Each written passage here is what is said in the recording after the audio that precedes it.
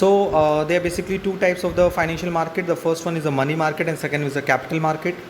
Money market is a market for short-term funds which deal in monetary assets whose period of maturity is up to 1 year. It is a market where low-risk, unsecured and short-term debt instruments that are highly liquid are issued and actively traded every day over the telephone and through the internet. And you know very well the major participant in the money market, that is the Reserve Bank of India, commercial banks, non-banking financial company, state government, large corporate houses and mutual funds. There are various kinds of instruments used in the money market.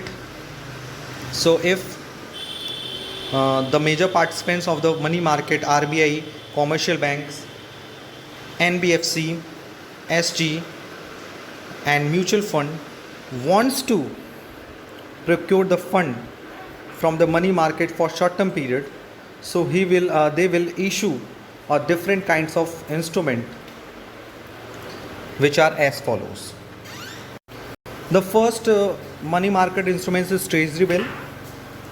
Treasury bill is a short term borrowing instrument which are issued by the government of India and thereafter RBI issues it on the behalf of government India. So generally treasury bill जो होती है वो government of India issue करती है, लेकिन basically इसे RBI issue करता है on the behalf of government of India. The main feature of the treasury bill, the first one it is a zero coupon bonds. It is a maturity period of less than 1 year and you know very well कि treasury bill is a zero coupon bonds. And why it is called a zero coupon bond? Because it is issued at discount and repaid at par. For example, a treasury bill of face value of rupees 1 lakh will be sold at rupees 96,000 and the time of maturity the investor will get 1 lakh. Thus the 4,000 is interest received by him. So इसमें कोई interest rate पहले से decide नहीं होता है. Basically यहाँ पे जो इन्वेस्टर्स को इंटरेस्ट मिलता है वो इंटरेस्ट होता है the difference between the issue price and the maturity price. It is a form of the promissory note, यानी ट्रेजरी बिल एक तरह का प्रोमिसरी नोट होता है.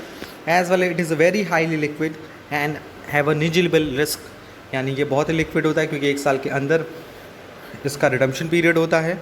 एज वेल एज इसमें रिस्क काफ़ी कम होता है. It is available in denomination of 25,000 and its multiples.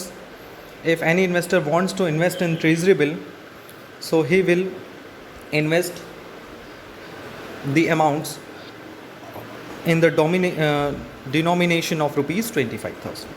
So it is the first instrument of the money market. Now we will discuss the second instrument of money market, that is a commercial paper. What is commercial paper? So commercial paper is issued by large credit worthy companies to raise short term fund at lower rates of interest than the market rate.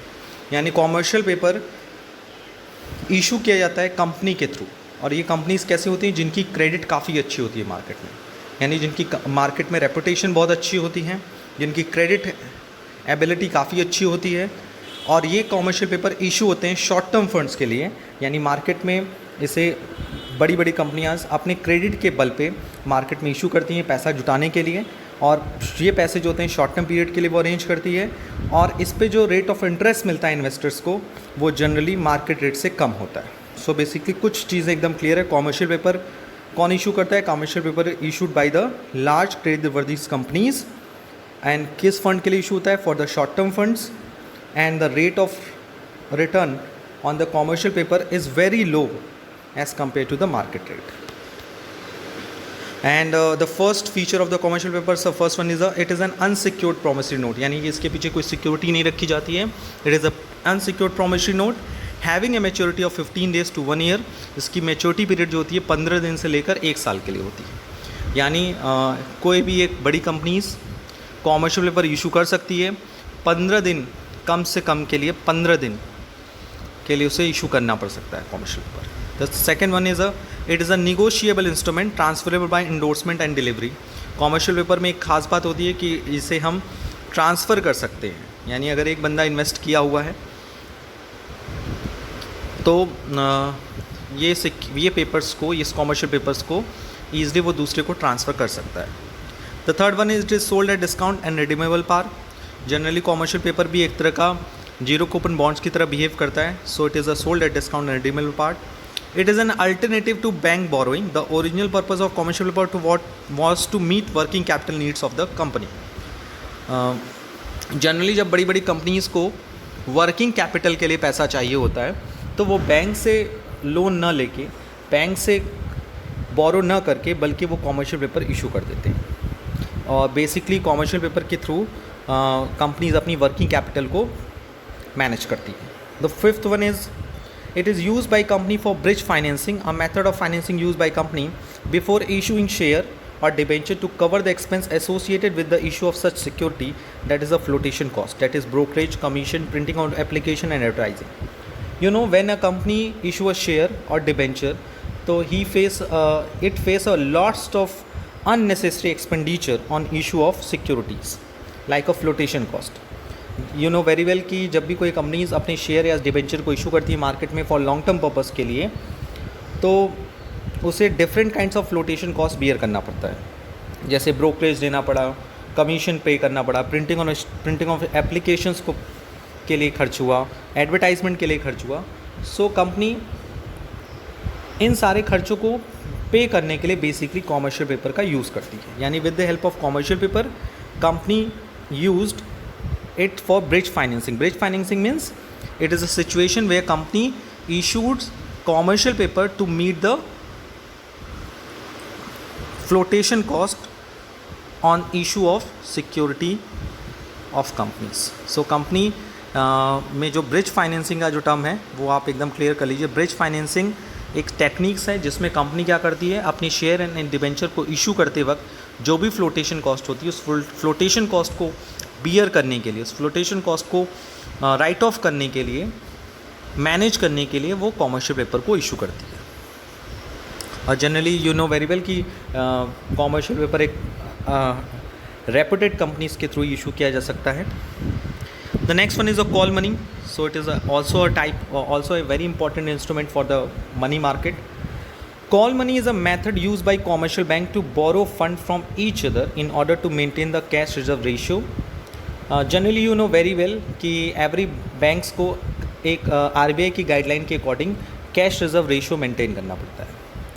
सो जब company के पास money की demand ज़्यादा आती है, यानी कि उसके depositor ज़्यादा से ज़्यादा पैसा विड्रॉ करने लगते हैं, सो द बैंक्स के सामने एक चैलेंज होता है कि वो अपने डिपॉजिट्स की डिमांड को फुलफ़िल करें.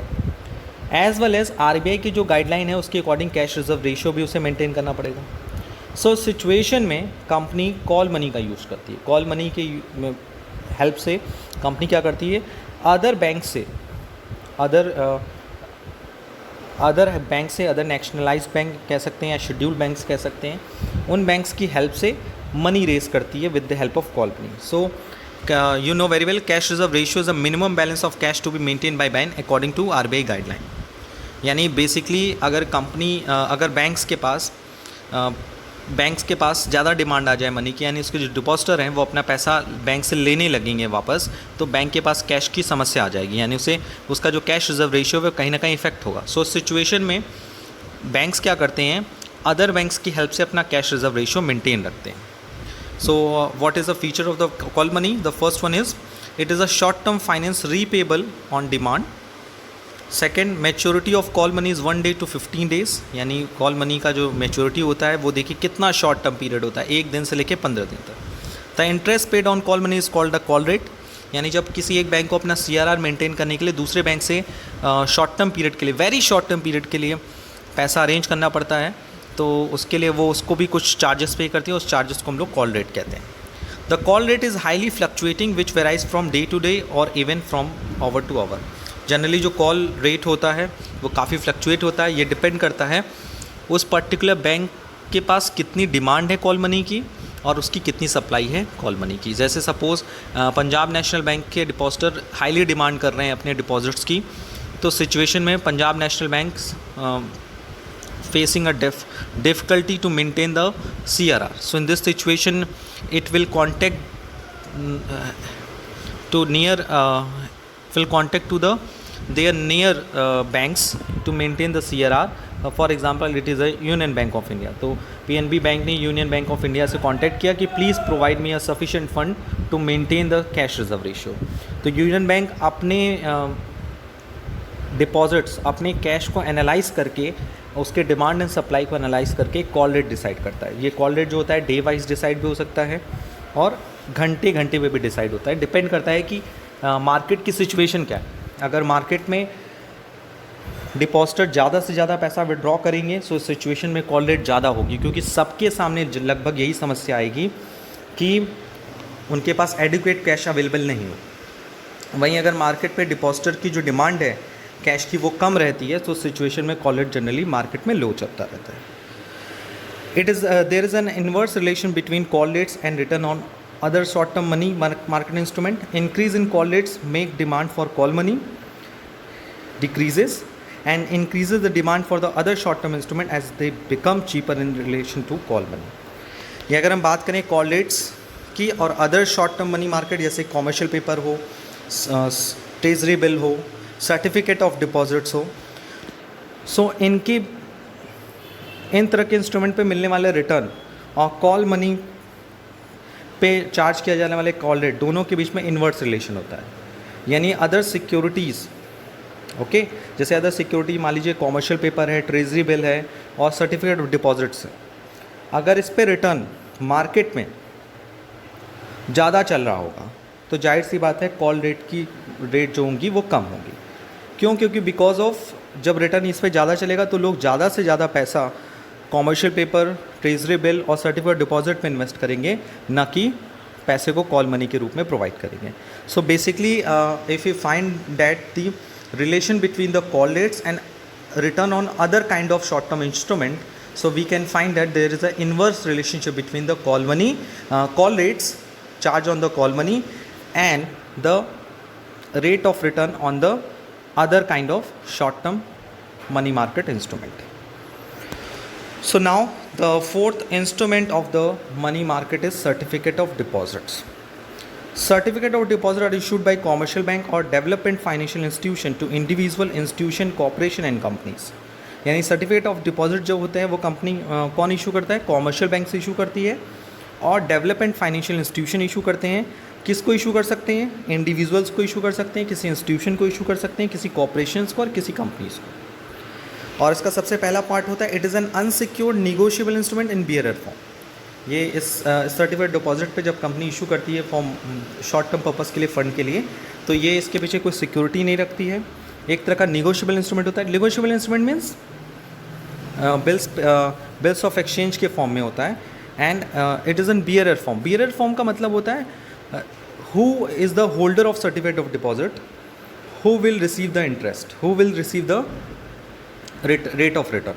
ये बात याद रखिए। बियरर का सबसे इंपॉर्टेंट पार्ट ये होता है कि जिसके पास वो सर्टिफिकेट डिपॉजिट के डॉक्यूमेंट्स होंगे उसी को उस सर्टिफिकेट डिपॉजिट्स में मिलने वाला रिटर्न प्रोवाइड किया जाएगा। The next feature of certificate issued in periods of tight liquidity when the deposit by individual and household is less but the demand for credit is high. This is help to mobilize large amount of money in the short term period. देखिए certificate deposit का basically मतलब क्या होता है कि generally जब banks के पास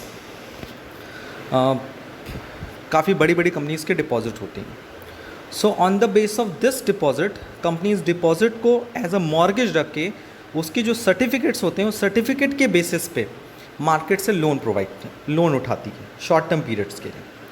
और ये जनरली तब काफ़ी प्रॉफिटेबल होता है जब कंपनी के या मार्केट में जो लिक्विड का रेट होता है बहुत ही टाइट होता है। लिक्विड मीन्स मार्केट में मनी सप्लाई काफ़ी कम हो जाती है लेकिन मनी की डिमांड काफ़ी हाई रहती है। यानी इंडिविजुअल्स एंड हाउस होल्ड की बात करें, जो सेवर्स हैं जिनके पास सेविंग्स होती है, जो कि बेसिकली मार्केट इकोनॉमी में इन्वेस्ट करते हैं और बिज़नेस फर्म्स की नीड्स को फुलफ़िल करते हैं, सो अगर उनके पास लिक्विड की कमी आ जाती है तो जाहिर सी बात है हमारा जो क्रेडिट रेट है वो बढ़ेगा, क्योंकि मार्केट में तो मनी की डिमांड हमेशा रहती है।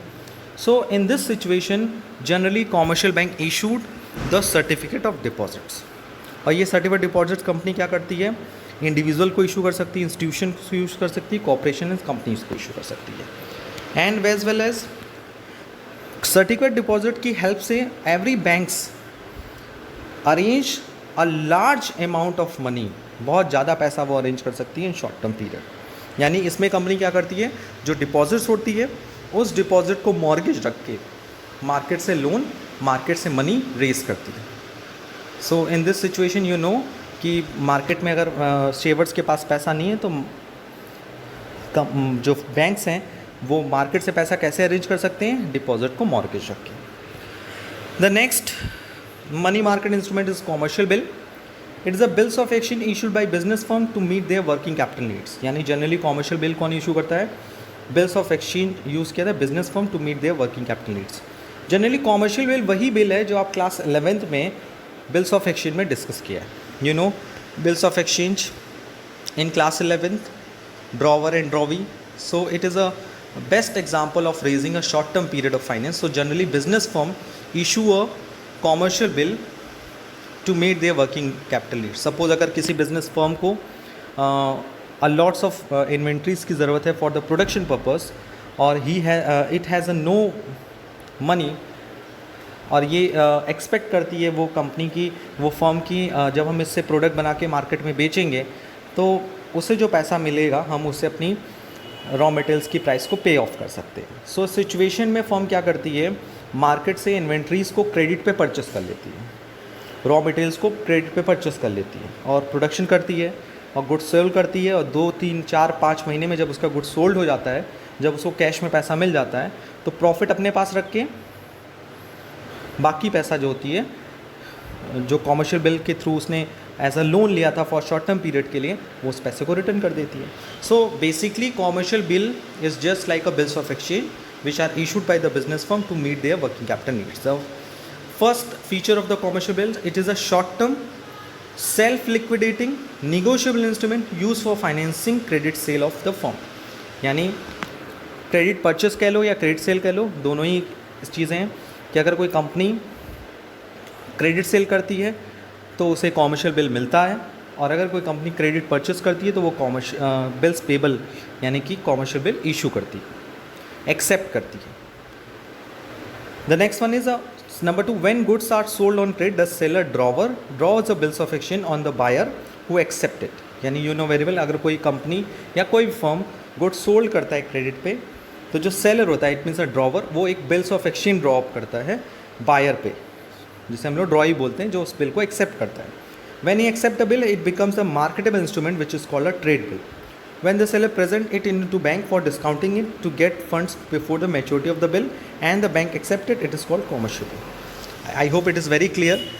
मैंने आपको शुरू में इन दिया था commercial bill is just like a bills of exchange, कि जब भी कोई क्रेडिट सेल होती है, क्रेडिट परचेज होती है तो परचेजर क्या करता है, बिल्स पेबल एक्सेप्ट करता है और सेलर जो होता है वो बिल्स रिसेबल ड्रॉन करता है। और जब सेलर के पास बिल्स रिसेबल आ जाता है तो उस बिल्स रिसेबल को वो चाहे तो मैच्योरिटी पीरियड के पहले ही बैंक्स में जाकर डिस्काउंट करा सकता है और फंड ले सकता है, और जैसे ही वो बिल बैंक में जाकर डिस्काउंट हो जाता है so it becomes a commercial bill. So with the help of commercial bill, seller of the company take the funds from the bank before the maturity. So now they are basically 5 important instrument of money market, and generally these kind of instrument of the money market helps to raise a short term funds for the RBI, for the government of India, for the commercial bank, for the large credit worthy companies. So before concluding the instrument of money market, let's we revise each and every instrument in short. The first instrument of money market is treasury bill. You know very well, the treasury bill is also known as the T-bill, issued by the government of India. Firstly, it is issued by the government of India to the Reserve Bank of India, and thereafter Reserve Bank of India issued in the market to raising a short term fund on behalf of government of India. Treasury bill is just like a zero coupon bonds because it is issued at discount and redeemable at par. Its maturity period is less than one year, and it is in the form of promissory notes and have a highly liquid and zero risk, and hold a zero risk. It is available in the denomination of 25,000 and its multiples. The second one is the commercial paper. Commercial paper issued by the large creditworthy company to the short-term funds to raise the short-term funds at lower rates of interest than the market rate. Its maturity period from 15 days to 1 year. It is also issued at a discount and redeemable par. Generally, commercial paper issued by the company to meet a working capital needs of the firm, as well as commercial paper helps to use as a bridge financing, where company issued a commercial paper for meeting a flotation cost on the issue of the securities of the company. The third one is a call money. Generally, call money is a method used by the commercial banks to borrow fund from each other. Means one bank arranged a short-term fund from the another bank. So in this situation, needy banks issue a call money to maintain a cash reserve ratio, because cash reserve ratio is a minimum balance of cash to be maintained by bank according to the RBI guideline. Generally, call money are arranged from first 1 day to 15 days, and the interest paid on the call money is called call rate. Call rate is very highly fluctuating because it varies from day to day and even hour to hour. The important part of the call money is there is an inverse relationship between the call rates and return on other short-term money market instruments. The next one is the certificate deposit. As I say, the certificate deposit issued by the commercial bank or the development financial institution to individual institution and corporation and companies. Generally, it is issued by the bank in the period of tight liquidity, when the deposit by individual and house hold is less, यानी individual और house hold की deposit काफ़ी कम रहती है, but the demand for credit is high. With the help of certificate deposit, commercial banks mobilize large amount of money in short term period. And at last, the commercial bill is a bills of exchange used by business firms to meet their working capital needs. Commercial banks is a just kind of bills of exchange which are drawn by the drawer on the goods sold on credit, and drawee accept the bill, and after that drawer discounts such kind of bill from the bank. Thereafter the bills of exchange becomes a commercial bill, because with the help of bills of exchange, companies arrange the short term funds on the basis of bills of exchange from the banks before the maturity period. So here it is a 5 important money market instrument, that is a treasury bill, commercial paper, call money, certificate of deposits, and commercial bill. So now we will move to the second type of market. It is a capital market. You know very well, the capital market is a market for medium and long term funds. This market facilitates the institutional arrangement through which long term fund, both debt and equity, are raised and invested. The capital market consists of development banks, commercial banks, and stock exchange. An ideal capital market is one where finance is available at reasonable cost. The process of economic development is facilitated by the existing of well functioning capital market. यानी capital market एक ऐसा market है जहाँ से companies, commercial banks या reserve bank of India, जो major participants होते हैं कैपिटल मार्केट है, वो जनरली कंपनीज ही होती हैं. यानी बड़ी बड़ी कंपनीज जो हैं वो कैपिटल मार्केट के थ्रू लॉन्ग टर्म पीरियड के लिए फ़ंड रेज कर सकती हैं, लॉन्ग टर्म पीरियड के लिए फ़ंड अरेंज कर सकती हैं. कैपिटल मार्केट जो होता है वो दो तरह के सोर्स में या दो तरह के इंस्ट्रूमेंट में डील करता है. The first one is a equity and second is a डेब्ट. यू नो वेरी वेल कि जब कोई कंपनीज़ बड़े बड़े या लॉन्ग टर्म पीरियड के लिए फ़ंड अरेंज करती है तो जनरली वो या तो मार्केट में शेयर इशू करती है या डिबेंचर इशू करती है. तो share is a equity source of the finance, where is a डेब्ट is a borrowed source of the finance. So they are basically in the capital market, they are basically two instrument used by the company to arrange a long-term fund, that is a equity, and second is a debt. As well as capital market is a ideal capital market where finance is available at reasonable cost. अगर हम ideal capital market की बात करें तो ideal capital market एक ऐसा capital market होता है जहाँ पर फाइनेंस अवेलेबल हो लॉन्ग टर्म पीरियड के लिए, ऑप्टिमम वे में अवेलेबल हो, इट मीन्स जहाँ पे डेप्ट भी फंड अवेलेबल हो as well as borrowed equity fund भी अवेलेबल हो at a reasonable cost. Reasonable cost means कि जो डेप्ट फंड हम अवेलेबल करें, जो अरेंज करें, उसका एक रीजनेबल इंटरेस्ट हमें पे करना पड़े कंपनीज़ को, एज वेल एज जो इक्विटी फंड या प्रेफरेंस शेयर के थ्रू अगर हम फंड अरेज कर रहे हैं तो उस पर जो हम इंटरेस्ट पे करें जनरली, तो इंटरेस्ट पेड ऑन द डेप्ट fund and dividend paid on the equity fund, it has a reasonable cost. Frankly I can say कि प्रत्येक देश की ये जिम्मेदारी होती है कि उस देश का जो कैपिटल मार्केट है, it is a very important part for their economy, because of you know very well, अगर किसी नेशंस को लॉन्ग टर्म डेवलपमेंट की बात करनी है, शॉर्ट टर्म्स की तो चलिए शॉर्ट टर्म नीड्स होती हैं जो हम फुलफ़िल भी कर लेते हैं, but if you are taking about the long term growth, so capital market is a very important source of the finance. Because of capital market के through companies अपने long term needs को fulfill कर सकती है, अपने companies को long term way में grow कर सकती है. अगर कंपनी अपने फंड्स को फ्यूचर प्रोस्पेक्टस में नहीं देखती है, अपने ग्रो को फ्यूचर प्रोस्पेक्टस में नहीं देखती, तो कहीं ना कहीं उस कंपनी को अनसर्टेनिटी का फेस करने में काफ़ी दिक्कतें आती हैं. और एक basically we are talking about कि अगर कंपनी को फिक्स कैपिटल में इन्वेस्टमेंट करना है, without a fix capital, without a machinery, without a plant and machinery, without a land and building, कोई भी कंपनीज अपना प्रोडक्शन नहीं कर सकती है. और जब प्रोडक्शन ही नहीं होगा, जब उसके पास रिसोर्सेज नहीं होंगे, तो उनके पास लाखों रॉ मटेरियल्स हों, वर्किंग कैपिटल्स अवेलेबल हों, वो प्रोडक्शन कर ही नहीं सकते. So basically there is a very important part to raise a long term fund through the capital market. So they are basically two types of the capital market. आज हम लोग उस पर डिटेल पे नहीं जाएंगे. So they are basically two types of the capital market. The first one is a primary market and second is a secondary market. So first of all we discuss both the market in short.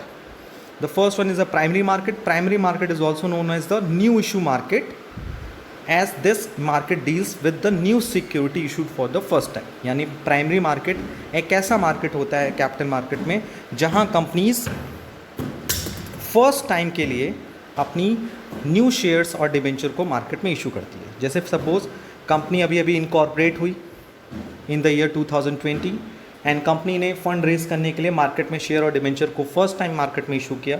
सो वो किस market में issue करेगी? In the primary market. यानी primary market is a market where company issued its new shares, new debentures, that is a new security for the first time.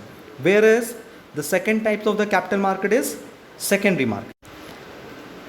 The secondary market is also known as the stock exchange or stock market. In this market, securities are not directly issued by the company to the investor, but it is sold by existing investor to the other investor. Generally हम लोग stock exchange को secondary market की category में रखते हैं, या फिर आप ऐसे समझ लीजिए कि secondary market is also known as the stock market और stock exchange.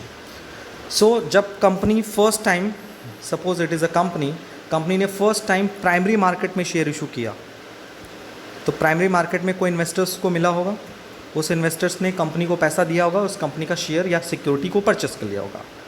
After some times अगर इन्वेस्टर्स को पैसे की ज़रूरत है, जो प्राइमरी मार्केट में उस कंपनी का शेयर खरीदा था या कोई सिक्योरिटी खरीदा था, तो after some times he can sold the security in the secondary market. तो वो चाहे तो सेकेंडरी मार्केट में उस सिक्योरिटी को सेल कर सकता है और नया इन्वेस्टर्स यहाँ पे जनरेट होता है. यानी कि जनरली प्राइमरी मार्केट एक ऐसा मार्केट है जहाँ फर्स्ट टाइम न्यू सिक्योरिटी को इशू किया जाता है, और जहाँ पे भी इन्वेस्टर्स क्या करते हैं, कंपनीज़ की सिक्योरिटी को परचेस करते हैं. After some time if existing investor wants to sell these securities, so he can sell the securities in the secondary market. यानी वो सेकेंडरी मार्केट में जाकर उस सिक्योरिटी को किसी और को सेल कर सकता है. यानी जनरली कंपनीज़ की जो फाइनेंस है उस पर कोई इफेक्ट नहीं पड़ता. कंपनी के पास फाइनेंस अवेलेबल रहता है, ऐसा नहीं कि इन्वेस्टर जाएगा कंपनी से कहेगा मेरा पैसा लौटाओ, ऐसा नहीं होता। अगर वो 5 साल या 10 साल के लिए